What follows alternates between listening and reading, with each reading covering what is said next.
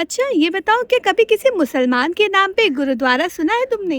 नहीं, मैंने तो आज तक नहीं सुना है। क्या कभी हो सकता है ऐसा? आज के टाइम में तो ये मुझे बिल्कुल भी नहीं लगता है, जैसा माहौल है। बिल्कुल सही बात है, लोग आजकल नाम बदल रहे हैं। पर ऐसे एक गुरुद्वारे के बारे में हम आज आपको बताएंगे। नाम बताओगे आप, क्या है उसका? उसका नाम है मजनू का टीला साहिब गुरुद्वारा। बिल्कुल।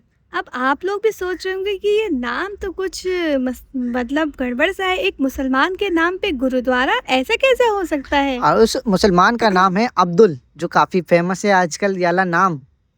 तो दोस्तों, ये कहानी है अब्दुल की, 500 साल पुरानी। ये कहानी है मोहब्बत की, इश्क की।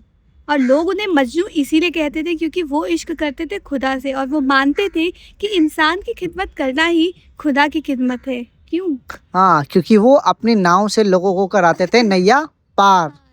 क्योंकि वो तो यमुना किनारे वो रहते थे और वो लोगों से बिना पैसे लिए, बिना किसी इनाम की तलब के, बिना किसी इनाम की ख्वाहिश के उनको पार कराया करते थे। उनकी बस यही सोच थी कि सब में मोहब्बत हो, लोग मोहब्बत बांटे एक दूसरे में। उनका एक मकसद और भी था कि वो जितनी बनाई हुई अल्लाह और भगवान की मखलूक है, उन सबकी सेवा कर पाए। जी। फिर एक दिन कहते हैं कि साल 1505 के आसपास अब्दुल यानी कि मजनू जी की मुलाकात हुई गुरु नानक देव जी से, जो सिखों के पहले गुरु हैं। मजनू ने गुरु नानक जी में शायद कुछ ऐसा देखा जिसकी तलाश वो शायद सालों से कर रहे थे। एक ऐसी रूहानी रोशनी जहाँ इंसान को उसके मजहब से पहले इंसान समझा जाता था। जो आज के टाइम में देखना बहुत मुश्किल है, जहाँ हम नाम, धर्म, जाति, कास्ट, ऊपर नीचे, कलर भेद पे लड़ रहे हैं। और ये टाइम है तब जब 1505 ना कोई इंटरनेट था, ना कोई बस थी, ना कार थी, ना कोई व्हाट्सअप था, सिर्फ एक मोहब्बत गूंज सी थी। क्या हम ज़्यादा डेवलप होके नफरत फैलाने लगे हैं?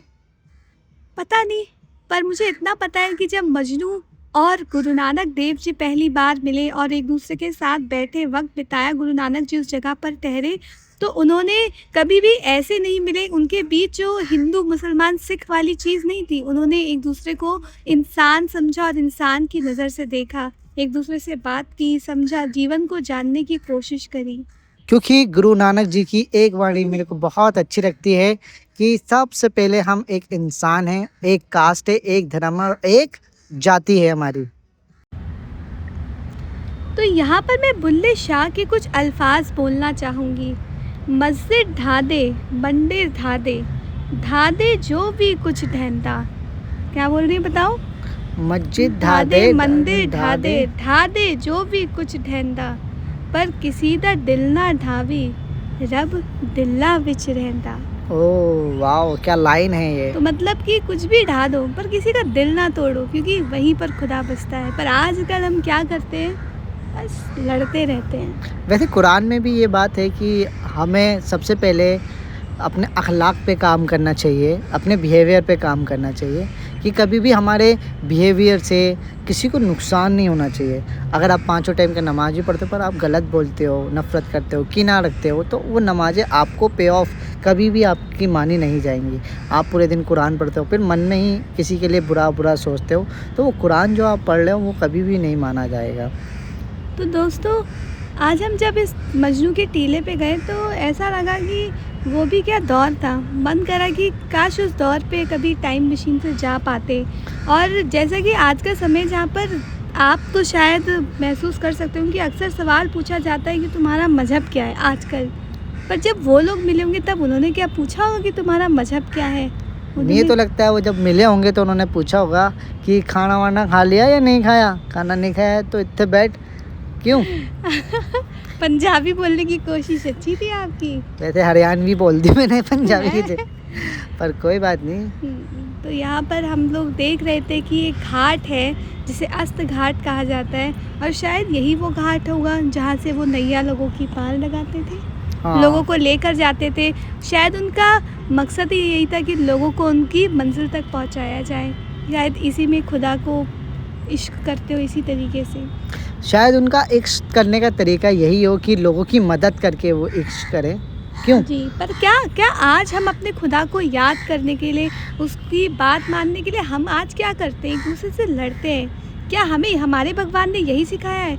मजनू के जो भगवान ने उन्हें क्या सिखाया था, पर हमारा भगवान कौन है फिर? कौन हमें सिखा रहा है नफ़रत?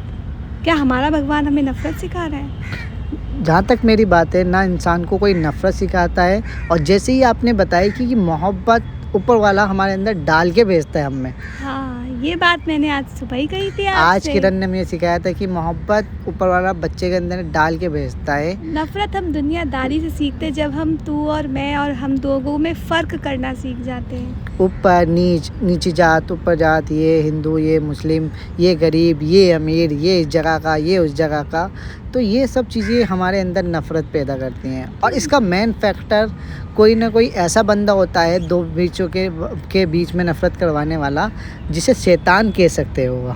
बिल्कुल कह सकते हो, तो और मतलब आज के टाइम में जो शैतान है वो हमारे पॉलिटिशियन हैं, हमारे देश के, जो हमारे को लड़वाते हैं और उसका फ़ायदा उठाते हैं। तो दोस्तों फिर भी मैं ये कहूँगी कि आप पढ़े लिखे हैं, समझदार हैं, अपने अंतर मन को पहचानें। आप पहचानें कि इंसान की परख उसके मज़हब से नहीं, उसके कर्म से है। और यहीं पर हम अंत करते हैं।